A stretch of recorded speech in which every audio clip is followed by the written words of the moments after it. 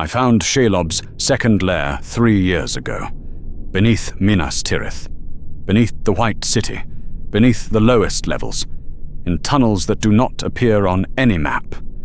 And I never told anyone. Not the steward, not the guard, not even my fellow rangers. I kept it secret. I documented it. I studied it.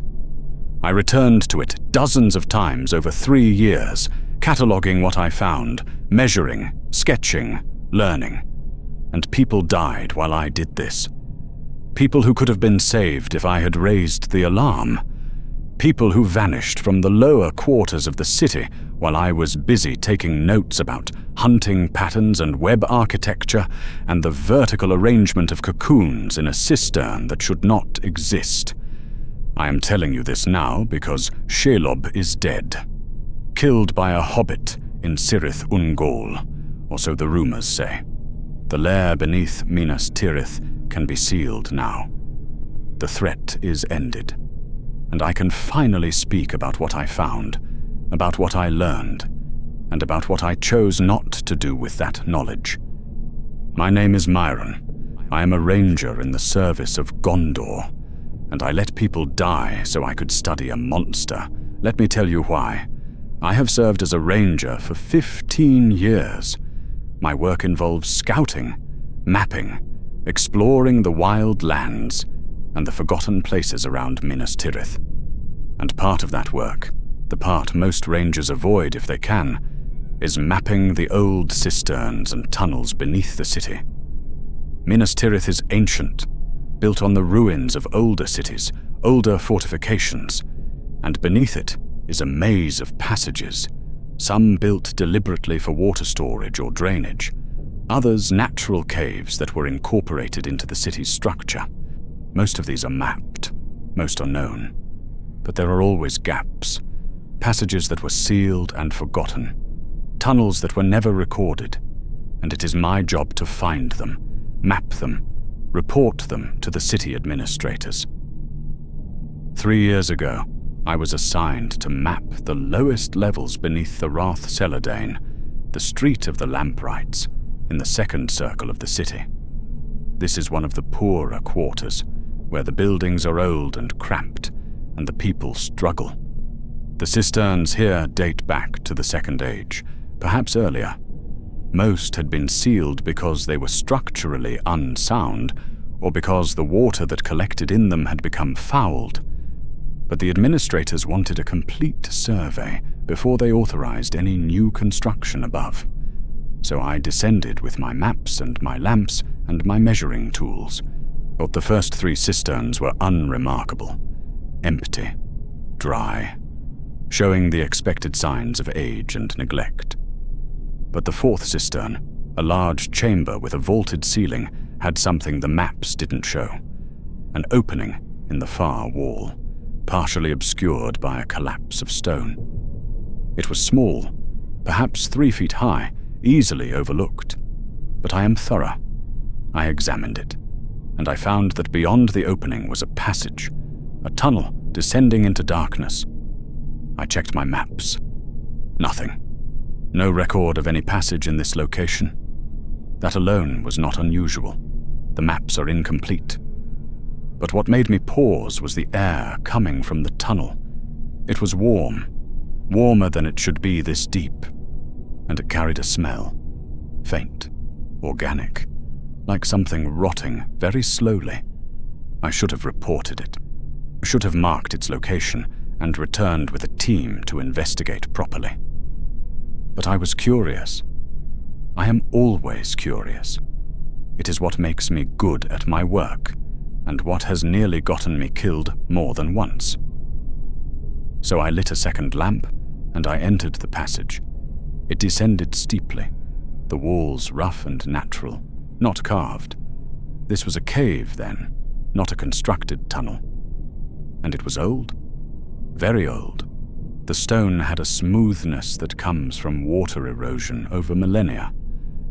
I followed it down for perhaps 100 feet, and then it opened into a larger space. I raised my lamp and saw webbing, not spider webs the way you see in abandoned buildings. These were thick, cables of silk, some as thick as my wrist, stretching across the chamber in complex patterns. They glistened in the lamplight, and they were recent. I could tell from the way they reflected light, from the lack of dust. Something had made these webs within the last few months, perhaps the last few weeks, and whatever had made them was large, very large. I stood at the entrance to the chamber, and I felt my heart begin to race, because I knew what made webs like this. I had heard the stories. Every ranger had. Shelob the Great, the last child of Ungoliant, the spider that dwelt in Cirith Ungol and preyed on anything that tried to pass through the mountains. But Cirith Ungol was miles away, on the other side of the Duath. What would Shelob be doing beneath Minas Tirith? I should have left, should have run back to the surface and reported this immediately. But I didn't, because as I stood there, I realized something. This was a discovery, a significant one. If Shelob had a secondary lair, if she was hunting in Minas Tirith itself, that was information no one else had. Information that could be studied, documented, turned into knowledge.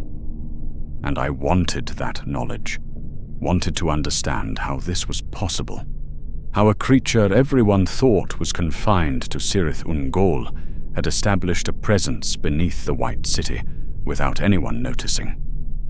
So I did not run. I advanced carefully into the chamber, my lamp held high, my other hand on my knife, though I knew a knife would be useless against something that size. The chamber was perhaps 50 feet across, roughly circular. The webbing was concentrated near the walls and across the ceiling, and hanging from the ceiling, suspended in silk, were bundles, cocoons. I counted 12 of them in that first chamber. They were man-sized. Some were old, the silk darkened and brittle.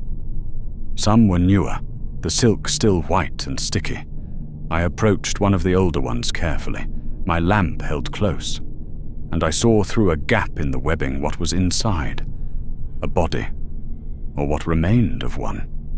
Desiccated, mummified by the venom. I could not tell if it had been a man or a woman. Just a husk wrapped in silk. I stepped back and looked around the chamber with new understanding. This was a larder, a storage place. Shelob was not eating her prey immediately. She was wrapping them and storing them and returning to feed when she needed. But the chamber was not the end of it. There was another passage on the far side, descending further. I followed it. I know I shouldn't have. I know the smart thing, the safe thing, would have been to retreat and get help. But I was committed now. Well, I needed to see the extent of this. Needed to understand. The passage descended another 50 feet, and then opened into a space that took my breath away. A vertical shaft. Natural. Carved by underground water over ages. Perhaps 80 feet across.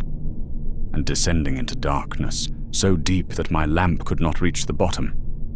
The walls of the shaft were covered in webbing, and hanging from the webs, at various heights, were more cocoons, dozens of them, maybe 100.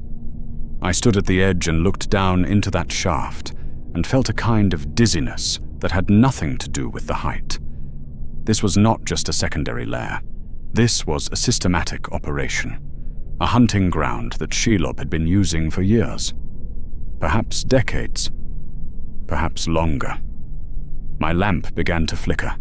The oil was running low. I had been down here for hours, though I had lost track of time. I needed to leave, needed to return to the surface and refuel. But I wanted to see the bottom of the shaft, wanted to know how deep it went. So I stayed. Waited for the lamp to burn out completely. And when it did, when the darkness closed in around me completely, I saw something I had not expected. Light, faint, coming from below, a soft greenish glow, Phosphorescence. Something in the shaft was producing light. I stood in the darkness and watched as my eyes adjusted. And slowly, details emerged. The phosphorescence was coming from fungus growing on some of the older cocoons, and in that faint glow, I could see the true scale of what Shelob had created. The shaft descended at least another 200 feet. The walls were thick with webbing in some places, bare stone in others, and the cocoons were arranged in layers. The oldest, covered in glowing fungus, were at the bottom. The newest, still white, were near the top. This was not random storage. This was organized, deliberate. Shelob had been using this shaft for a very long time, long enough for the oldest victims to have been here for years, long enough for fungus to colonize them, long enough for the bottom of the shaft to be carpeted with the remains of those who had been consumed completely. I stood in the darkness looking down at that terrible vertical larder, and I made a choice. I chose to document this, to study it, to learn everything I could about how Shelob hunted, how she stored her prey, how she used this space. And I chose not to tell anyone, because I knew if I reported it, the city guard would seal the passages, would fill them with rubble or post guards, and I would lose access, would lose the opportunity to study the greatest predator in Middle-earth from a perspective no one else had ever had. I returned to the surface, refueled my lamp, made a note in my official report that the fourth cistern had a collapsed passage that required no immediate attention. A lie. The first of many. And then I began to plan my return. I needed better equipment, rope, more lamps, a way to measure the shaft's depth, a way to examine the cocoons without disturbing them too much. I needed to be systematic, scientific. I needed to treat this as a research opportunity rather than a threat, and that is what I did. Over the next 3 years, I returned to Shelob's lair dozens of times. I mapped it completely, measured the shaft, catalogued the cocoons, or documented the web patterns. And I learned so much. I learned that Shelob used multiple routes to access the lair. I found 3 other passages leading to the surface, all of them in the poorest quarters of Minas Tirith. All of them emerging in places where a large spider could move unseen. Abandoned buildings, forgotten cellars, old wells.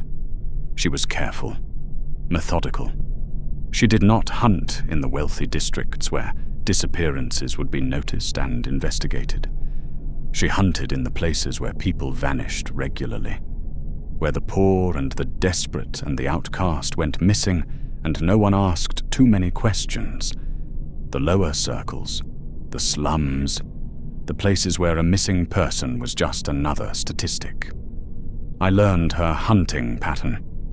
She came to Minas Tirith roughly once a month, took 1 victim, sometimes 2, wrapped them and brought them back to the shaft, and then she would return to Cirith Ungol.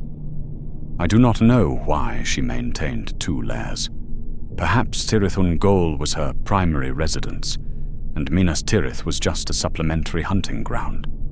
Perhaps she felt safer in the mountains, or perhaps she simply liked variety. I documented every cocoon I could access safely, used a long pole with a hook to pull down some of the lower ones, opened them carefully, examined the contents, and I recognized some of them. Not by face. The venom Shelob uses preserves the body but also changes it, desiccates it, makes identification difficult. But by clothing, by jewelry, by objects they carried. I recognized a woman who had gone missing from the Street of the Lamprights 2 years ago, a merchant who had been traveling through the lower city, a beggar who had been sleeping in an abandoned building.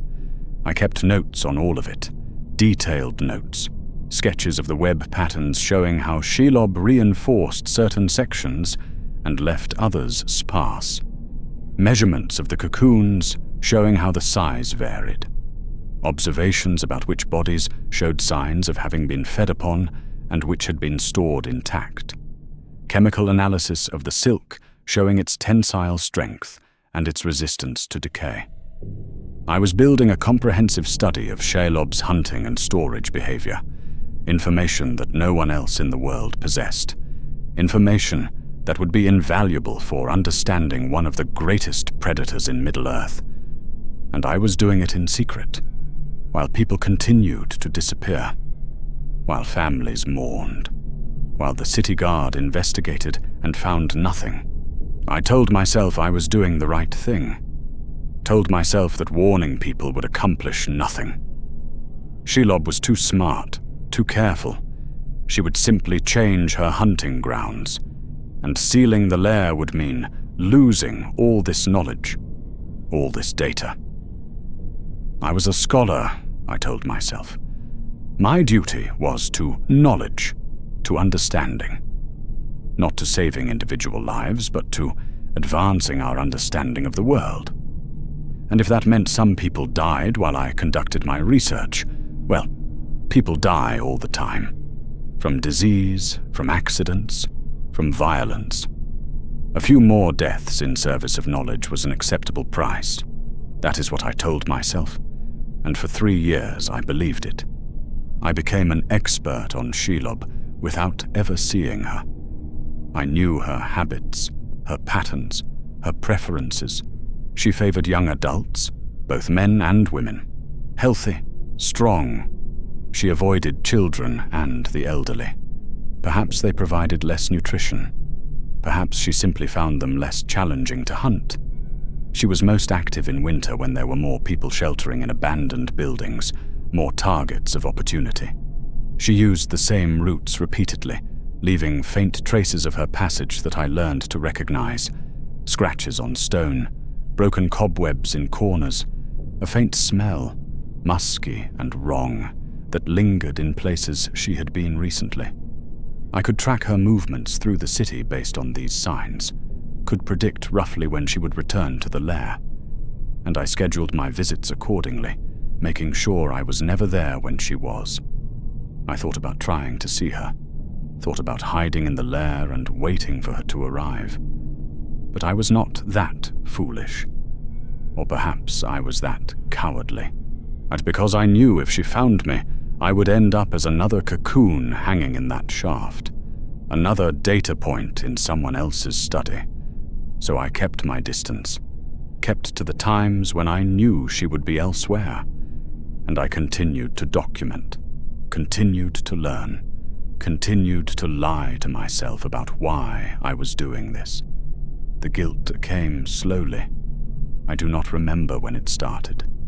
Perhaps after I opened a cocoon and found the body of a young woman wearing a dress I recognized. I had seen her in the city once, buying bread in the market. She had smiled at me. And now she was dead, wrapped in silk, stored in the darkness like preserved meat. And I had known for months that people were dying, had known and chosen to do nothing. But I pushed the guilt down, rationalized it. The woman would have died anyway. I could not have saved her without revealing the lair, and revealing the lair would have ended my research. The logic was sound, cold but sound, and I continued. But the guilt accumulated, like sediment in a river, slowly, gradually, until it became too heavy to ignore. I started having dreams about the cocoons, about opening them and finding people I knew, family, friends, myself. I started avoiding the lower circles of the city, started avoiding eye contact with people who might be Shelob's next victims, started drinking more than I should, and still I returned to the lair. Still I took notes, still I documented, because I had invested 3 years in this research, 3 years of careful observation and data collection. And I could not let that go to waste, could not admit that I had made the wrong choice, that I had prioritized the knowledge over lives, that I was complicit in murder, And then, 2 months ago, I went to the lair and found it empty.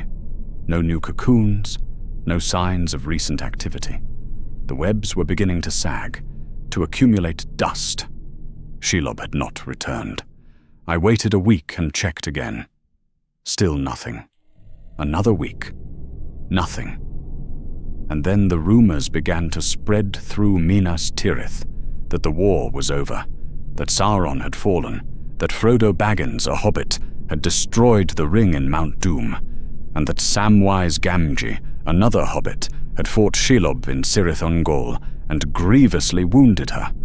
The rumors were confused, contradictory, but the essential fact was consistent. Shelob had been hurt, driven off, possibly killed. Her reign of terror in Cirith Ungol was ended, and I realized that meant her lair beneath Minas Tirith was abandoned, empty, safe. The threat was gone, and that meant I could speak, could finally tell someone what I had found, could warn the city that there were tunnels beneath the lower circles that led to a predator's larder, could have the passages sealed so no one else would stumble into that terrible shaft, could give the families of the missing some closure, some knowledge of what had happened to their loved ones. I could do all of that now. There was no more research to protect, no more data to collect. Shelob was gone, and I was free to tell the truth. But I haven't told anyone. Not yet. Because telling the truth means admitting what I did. Means admitting that I found this lair 3 years ago and said nothing, that I documented murders, that I chose knowledge over lives, that I am complicit in the deaths of everyone Shelob took during those 3 years, and I do not know if I can face that. Do not know if I can stand before the steward or the families of the missing and explain why I stayed silent. What reason could I give that would not sound like the rationalization it was? That I was conducting research, that I was advancing human knowledge, that the deaths served a greater purpose? I have my notes. 3 years' worth of detailed observations, sketches of the web architecture, measurements of the cocoons, analysis of hunting patterns, chemical composition of the silk, estimated timeline of when each victim was taken based on the state of their remains. It is comprehensive, thorough, the most complete study of Shelob's behavior that has ever been compiled. And it is worthless, because I cannot publish it, cannot share it, cannot even admit it exists without confessing to what I did to create it. So it sits in a locked chest in my quarters, useless, a monument to my choice, to my complicity, to the lives I could have saved, but chose not to. I think about going back to the lair, about descending that shaft one more time, about examining the cocoons I never got to open, completing my study. But I cannot, because Shelob might still be alive, might return, and because even if she is dead, I do not think I can face that place again. Cannot stand in the darkness and look at all those bodies and pretend I am a neutral observer. Cannot maintain the fiction that I was conducting research rather than enabling murder. The truth is too heavy now, the guilt too strong, and I am too tired to keep lying to myself. What I was a coward, that is the simple truth. I found something terrible and I chose the easier path, chose documentation over action, chose knowledge over responsibility, chose my curiosity over other people's lives, and I told myself it was justified, told myself I was serving a higher purpose, told myself that deaths would have happened anyway. But that was all lies, self-serving lies. The truth is, I wanted to study Shelob more than I wanted to save people, wanted to be the expert, the one with secret knowledge, wanted to feel special and important and uniquely informed, and I was willing to let people die to maintain that feeling. That is the truth I have to live with. Before we continue, I want to ask you something. You are hearing the confession of someone who chose knowledge over lives, of someone who documented evil rather than stopping it. If you want to hear more stories like this, stories of moral complexity and difficult choices and the price of complicity, then stay. Listen. Subscribe to Whispers from the Shire, because there are more voices in the shadows. More people who made choices they regret, and their stories need to be told, not to excuse them, but to understand them. Thank you. The Lair is still there. Beneath the Street of the Lamprights, beneath the White City, the cocoons are still hanging in that vertical shaft, some covered in phosphorescent fungus, some still fresh. The webs are sagging now without Shelob to maintain them, but the place itself remains, a monument to her hunting, and to my failure. I should report it, should tell the city guard and have it sealed, should give the families of the missing some closure, even if I cannot give them justice. But I have not, because I am still a coward, still choosing the path of least resistance, still avoiding the consequences of my choices. I do not know if Shelob is truly dead. The rumors say Sam Gamgee wounded her, drove her off, but Shelob is ancient, has survived for thousands of years. I do not think a hobbit, however brave, could kill her permanently. More likely she is wounded, hiding, healing, and someday she may return to Cirith Ungol, or she may return to Minas Tirith, may descend into that shaft and find her larder waiting, may resume hunting. And if she does, I will have to decide again whether to speak or to stay silent, whether to warn people or to protect my research, whether to be a ranger serving Gondor or a scholar serving my own curiosity. I do not trust myself to make the right choice. Not anymore. Not after proving once already that I will choose knowledge over lives. I have learned something from this experience. Something I wish I had not learned. I have learned that it is very easy to rationalize evil, very easy to convince yourself that you are serving a higher purpose when really you are just serving yourself. Very easy to prioritize abstract goods, like knowledge over concrete goods like human lives. Very easy to become complicit in murder while telling yourself you are innocent. I was a good person. I am still a good person in most ways. I serve Gondor faithfully. I do my duty. I help people when I can. But I am also someone who let people die so I could take notes. And those two things are both true, both real. And I have to live with that contradiction. Have to accept that good people can make evil choices, that you do not have to be a monster to be complicit in monstrous things. You just have to prioritize your interests over other people's lives. Just have to make one bad choice and then defend it with increasingly elaborate rationalizations until you cannot see clearly anymore. I think about the families of the people in those cocoons, about the mothers and fathers and siblings who wonder what happened, who imagine their loved ones dying violently, quickly, unaware that the reality was worse, that they were taken alive, wrapped in silk, stored in darkness, fed upon slowly. I think about how I could give them answers, could tell them what happened, could at least give them the knowledge that their loved ones are dead rather than leaving them in uncertainty. But I do not, because giving them that knowledge means confessing my role, means admitting I knew and did nothing. And I am not brave enough for that. Not yet. Maybe never. The worst part is that I do not regret the research itself. I regret the cost, regret the lives lost, regret my complicity. But the knowledge I gained, the understanding of Shelob's behavior, that part I do not regret. And that horrifies me. Because it means I am still the same person who made the original choice. Still someone who values knowledge enough to pay for it in lives. Still someone who would make the same choice again, if given the opportunity. And I do not know how to change that. Do not know how to become someone different, someone better. I'm someone who would choose lives over knowledge. I am trapped in my own nature. And my nature is that of a scholar first and a human being second. And that is a terrible thing to realize about yourself. I am telling you this story now because Shelob is gone.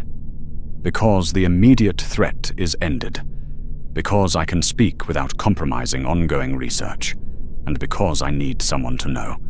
Need to confess. Need to put this burden down, even if only briefly.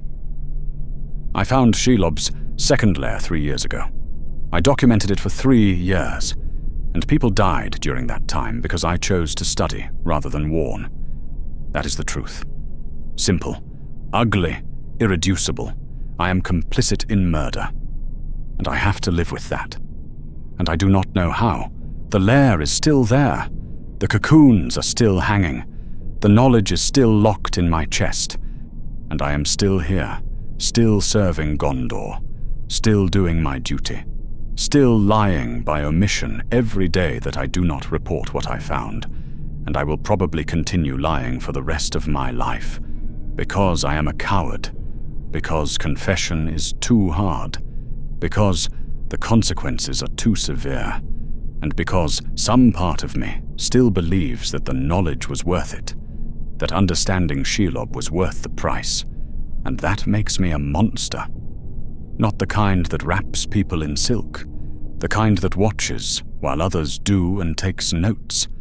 And I think that might be worse, because at least Shelob is honest about what she is.